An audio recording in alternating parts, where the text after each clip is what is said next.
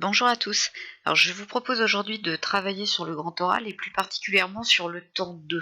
Donc, à ce stade, votre question doit être à peu près finalisée. Vous aviez déjà proposé un plan détaillé. Vous savez quels sont les contenus que vous voulez développer. Maintenant, il faut envisager la partie d'entretien et d'échange avec le jury qui durera 10 minutes. Alors, il y a deux choses en fait à préparer, deux parties distinctes. D'une part, pendant les 20 minutes de préparation qui précéderont votre temps 1 de 5 minutes de présentation de la question, d'abord vous allez remettre en ordre à peu près les différents éléments que vous souhaitez présenter, et puis vous aurez la possibilité de préparer un support qui sera donné au jury, qui est censé ne pas être évalué d'ailleurs, je vous le rappelle. Donc ce support-là, certains me l'ont déjà envoyé avec vos vidéos qui étaient évaluées avant les vacances, d'autres n'en ont pas. Il n'est pas obligatoire d'avoir un support à présenter, mais c'est vrai que ça peut être un vrai plus. Ça va vous permettre de vous appuyer sur des schémas, sur des écritures d'équations, sur des graphiques par exemple. Donc je vous conseille tout de même de réfléchir à la possibilité de réaliser un support. Vous en avez dans le document deux exemples. On a un schéma là pour quelqu'un qui s'intéresserait par exemple à l'effet de serre ou à l'albédo notamment. À côté, vous avez un graphique sous forme de diagramme circulaire. Vous pouvez envisager d'écrire des formules d'espèces chimiques, des équations de réaction, de présenter un résultat d'expérience. Évidemment, vous ne pourrez pas venir avec ce support déjà réalisé, il faudra l'avoir en tête pour savoir ce que vous voulez présenter à votre jury. Donc, si vous souhaitez présenter un support au jury, il faudra bien sûr y avoir réfléchi avant et l'avoir déjà réalisé. Et vous n'allez pas improviser le jour de votre grand oral ce que vous voudrez présenter. Donc, entraînez-vous avant, réfléchissez à la façon dont vous allez présenter les choses et soignez ce que vous allez présenter. On peut envisager sur le support également de donner le plan de la présentation qu'on va présenter. C'est pas forcément une excellente idée. Normalement, votre plan doit être suffisamment clair et compréhensible du jury sans que vous ayez à le faire sur une feuille qui vous sera donnée. Mais c'est possible, vous avez la possibilité d'utiliser votre support pour présenter ce plan.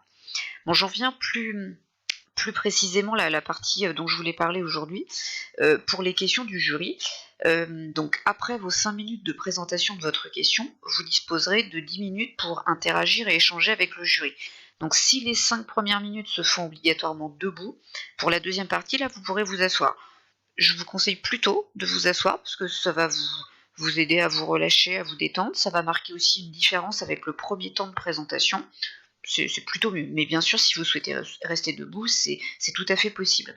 Donc il y a essentiellement 3 types de questions qui pourront vous être posées par le jury.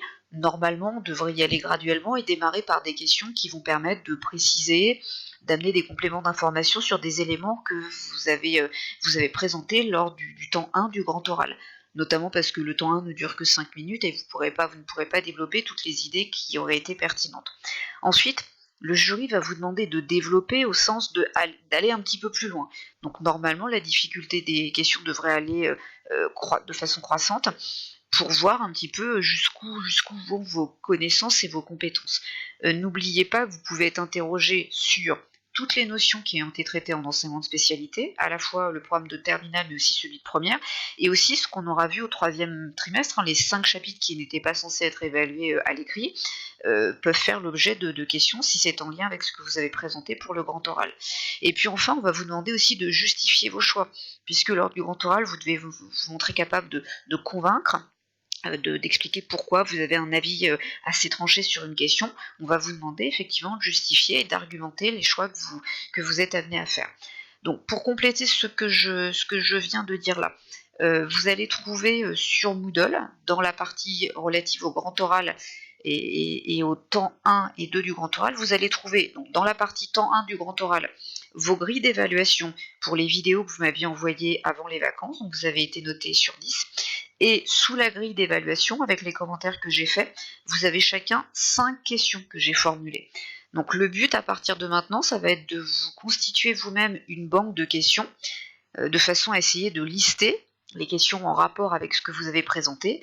Cette liste-là ne sera jamais exhaustive, puisque suivant les spécialités, les centres d'intérêt des membres du jury que vous aurez, on peut imaginer des choses très, très variées, mais pour vous préparer de la meilleure façon possible, si vous réalisez cette banque de questions en amont, vous avez davantage de chances d'être bien préparé et moins de risques d'être surpris. Donc, je vous demande de d'abord prendre connaissance des 5 questions que j'ai listées et de les préparer. Donc, je vous demande une préparation qui sera par écrit.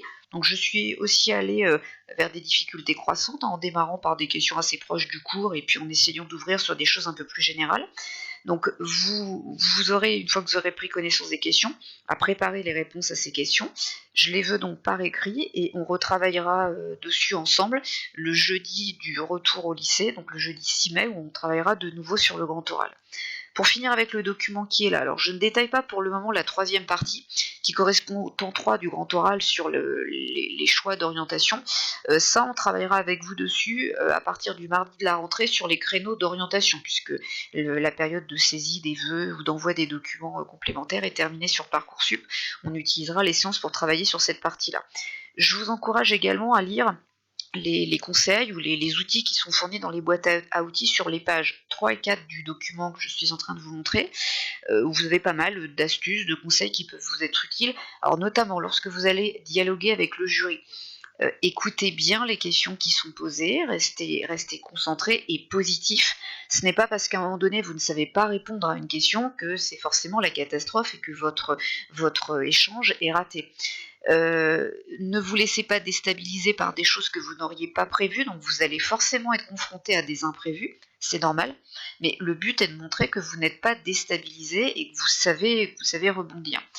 Essayez aussi d'être constructif et d'être force de proposition, comme c'est indiqué ici. On peut demander à son jury de reformuler une question si on ne voit pas bien ce qui est attendu, et donc adaptez-vous et montrez que vous ne restez pas muet et que vous ne perdez pas vos moyens face à une question posée. Soyez donc toujours à l'écoute des différents signaux que le jury peut vous envoyer. Donc canaliser son stress, je sais que c'est pas toujours facile quand on est dépourvu face à une question qui est posée, mais rappelez-vous que le jury est bienveillant, il n'est pas là pour vous mettre en échec. Et c'est normal aussi au bout d'un moment de ne pas savoir répondre à une question. Et puis pour finir, donc pensez que vous allez devoir, donc dans ce temps d'échange là, expliciter certains des arguments que vous allez donner. Donc, pensez dès maintenant à bien lister les arguments, à regrouper les idées que vous vouliez mettre en avant, et donc également à lister les questions que l'on pourrait poser en lien avec votre question, sachant qu'une des règles qu'on utilise pour ces réponses aux questions du jury, on l'appelle la règle des 4 C, pour clair, court, concis et concret. Donc n'essayez pas de noyer le poisson, soyez le plus précis, le plus concis possible, et n'hésitez pas à faire reformuler une question si vous n'êtes pas à l'aise avec la compréhension de celle-ci. Bon, j'ai passé assez rapidement là sur les différents conseils qui étaient donnés, donc vous relisez bien les pages 3 et 4 pour comprendre comment vous préparer au mieux à ce temps 2 du grand jury, et vous préparez donc les réponses aux questions plutôt, que je vous ai posées pour la rentrée, de façon à ce qu'on puisse travailler sur ce temps 2 du grand oral. Bon courage et à très bientôt. Au revoir.